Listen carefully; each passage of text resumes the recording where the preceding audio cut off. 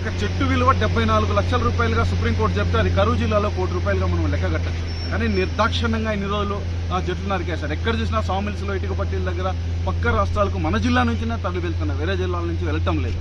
అసలు ఇది ఏంది? చాలా దారుణమైన పరిస్థితి. ఇప్పటికైనా ఈ పరిస్థితి మారాలి. సంబంధిత అధికారులు చర్యలు తీసుకోకపోతే ఎవ్వరు ప్రజలకు ఏం పట్టదు. ప్రజలను ఎందుకంటే దుర్మార్గంగా వీళ్ళు తొక్కించుకోవాలంటే తీసుకుని వెళ్ళిపోతారు. మా మీదనే ఒక్కోసారి తప్పుడు కేసులు పెట్టారు, మేము బెదిరిస్తున్నామని చెప్పి. ఇట్లయినా బెదిరుకుంటారండి. ఈ పద్ధతి ఈ జిల్లాలో మారాలి ఎప్పటికైనా. దీని ప్రకారం ఒక చెట్టు విలువ 74 లక్షలు అంటే దీని టన్నేజ్ ప్రకారం వేసినా కూడా దీనికి 4 నుంచి 5 లక్షల రూపాయలు దీనికి పెనాల్టీ వేయాల్సి వస్తుంది. అంటే ఇప్పుడు ఫైర్ వుడ్ తరపున వేసినా కూడా పచ్చికట్టకి 4 నుంచి 5 లక్షల రూపాయలు విలువ దీనికి ఫైన్ వేయాల్సి ఉంటుంది. ఇప్పటికైనా అధికారులు తగు విధంగా చర్యలు తీసుకొని కరువు జిల్లాలో కోట్ల రూపాయలు అంటే కరువు నివారణకు కోట్ల రూపాయలు ఖర్చు పెడుతున్నారు మన ప్రజాధనాన్ని. దాన్ని నివారించే విధంగా ఆ ఖర్చులు మిగిలించే విధంగా చర్యలు